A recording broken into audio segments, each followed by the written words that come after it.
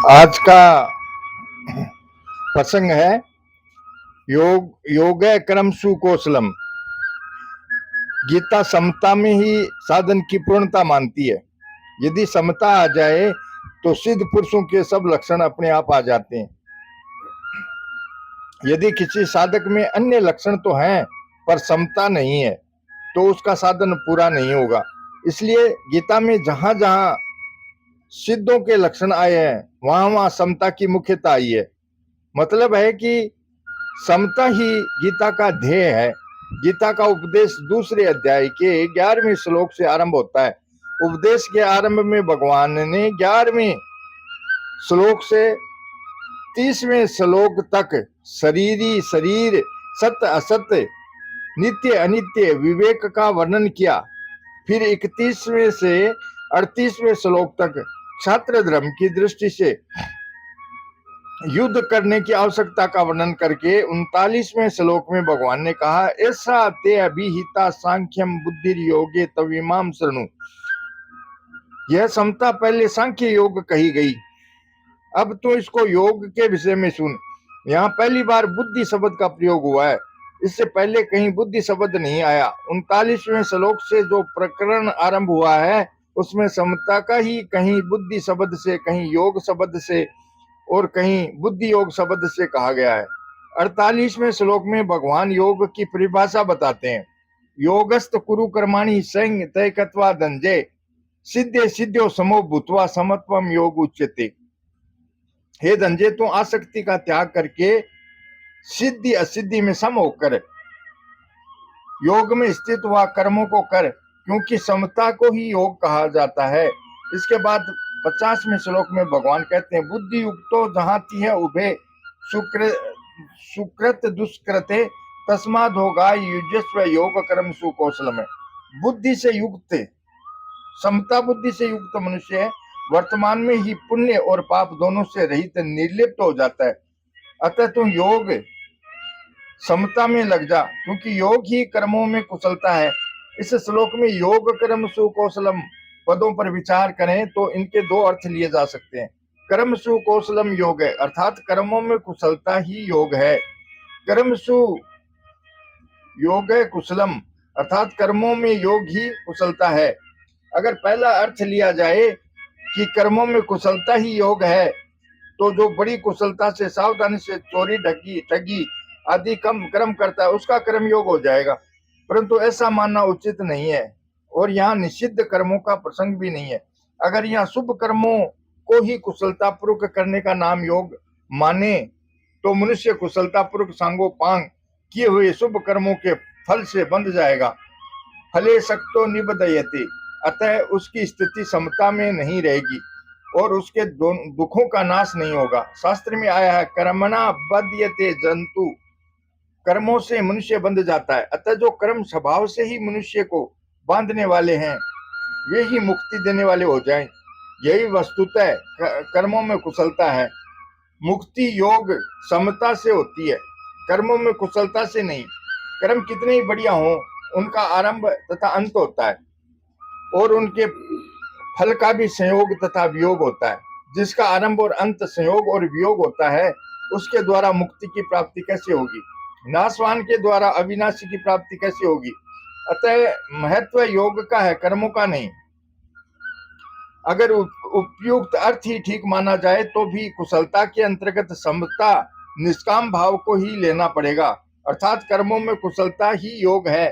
तो कुशलता क्या है? इसके उत्तर में यह कहना ही पड़ेगा कि योग ही कुशलता है। ऐसी स्थिति में कर्मों में योग ही कुशलता है, ऐसा सीधा अर्थ क्यों न ले लिया जाए?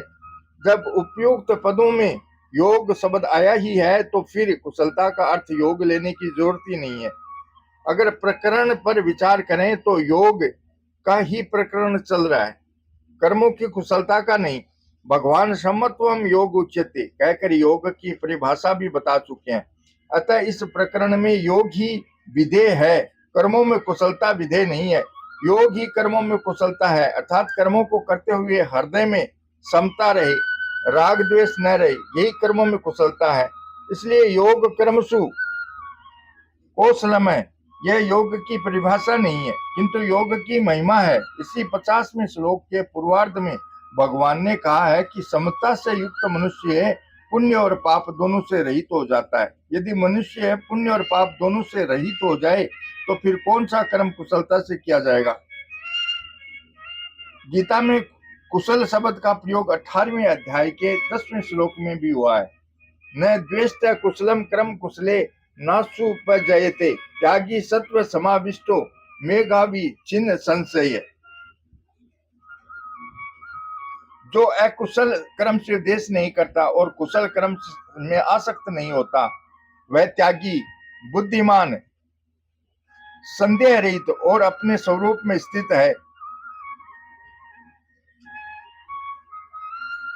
यहाँ अकुशल कर्म के अंतर्गत काम भाव से किए जाने वाले और शास्त्र निषिद्ध कर्म आते हैं तथा कुशल कर्म के अंतर्गत निष्काम भाव से किए जाने वाले शास्त्र विहित कर्म आते हैं। अकुशल और कुशल कर्मों का तो आदि अंत होता है, पर योग समता का आदि अंत नहीं होता।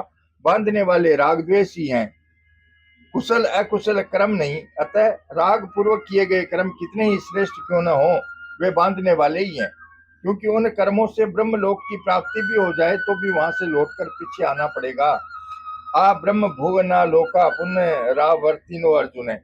इसलिए जो मनुष्य अकुशल कर्म का त्याग देश पूर्वक नहीं करता और कुशल कर्म का आचरण राग पूर्वक नहीं करता, वही वास्तव में त्यागी, बुद्धिमान, संदेह रहित और अपने स्वरूप में स्थित है।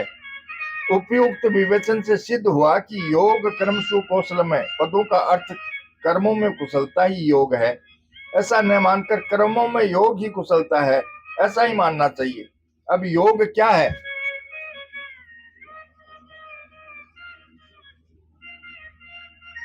गीता में योग शब्द के 3 अर्थ हैं। समता जैसे समत्वम योग उच्यते, सामर्थ्य ऐश्वर्य प्रभाव जैसे पश्य ये योग से योग में स्वरम, और समाधि जैसे यत्रो परमते चितम निरुद्धम योग से अवया। यद्यपि गीता में योग का अर्थ मुख्यतः से समता ही है, तथापि योग शब्द के अंतर्गत तीनों ही अर्थ लेने चाहिए। पांतजल्य योग दर्शन में चित्त वृत्तियों के निरोध को योग कहा गया है। योग सचित्त वृत्ति निरोध है। इस योग के परिणाम स्वरूप दृष्टा की स्वरूप में स्थिति हो जाती है। तैदा दृष्टु स्वरूपे अवस्था न में। इस प्रकार पांतजल्य योग दर्शन में योग का जो परिणाम बताया गया है उसी को गीता योग कहती है।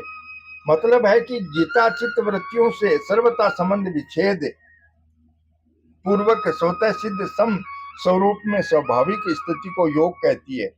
इस समता में स्थित होने पर फिर कभी इससे वियोग अर्थात व्युत्थान नहीं होता, इसलिए इसको नित्य योग कहते हैं।